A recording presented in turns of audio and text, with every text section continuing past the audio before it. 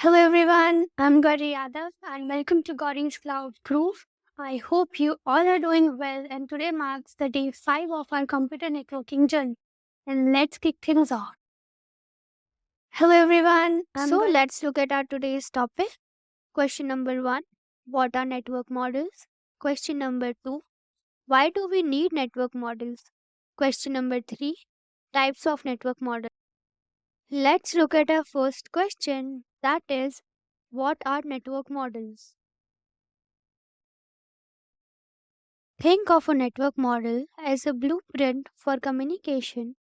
It defines how devices talk to each other, ensuring seamless data flow and efficient resource sharing.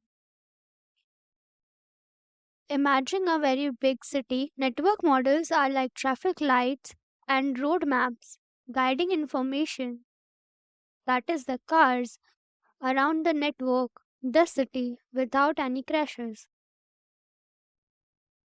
Let's move on to our next question, and that is, why do we need network models?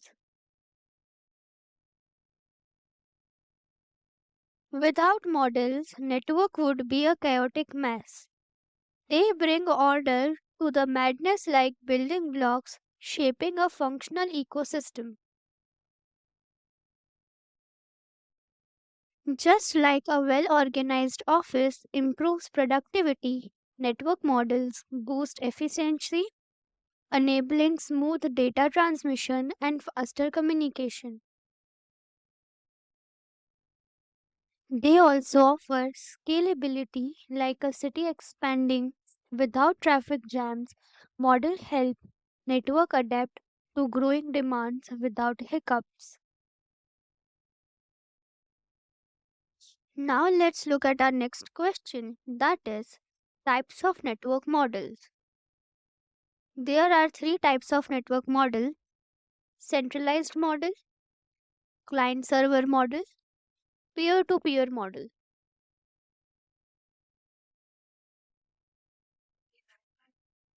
Centralized model. Picture a king in a castle controlling everything.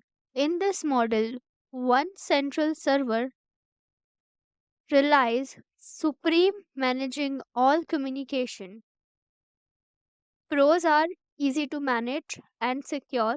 Cons: single point of failure if server goes down, less flexible and scalable. Example: home networks, school computer labs, and small business networks.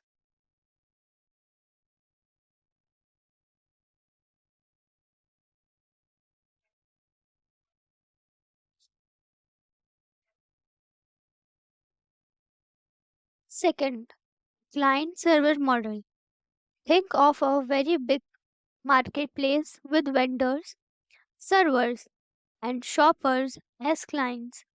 This model distributes roles, with servers providing resources and clients requesting them. Pros: more scalable and flexible than centralized model, better security and resource management. Cons: more complex to set up and manage, requires dedicated server hardware. Example: large office networks, corporate buildings, corporate networks, and internet itself. Third, peer to peer model. Imagine a friendly neighborhood where everyone helps everyone. In this, devices directly share resources and communicate like equals. Pros: highly resilient and fault tolerance, no single point of failure. Cons: can be less efficient and secure than other models, requires higher bandwidth for direct communication, file sharing networks, BitTorrent, and blockchain applications.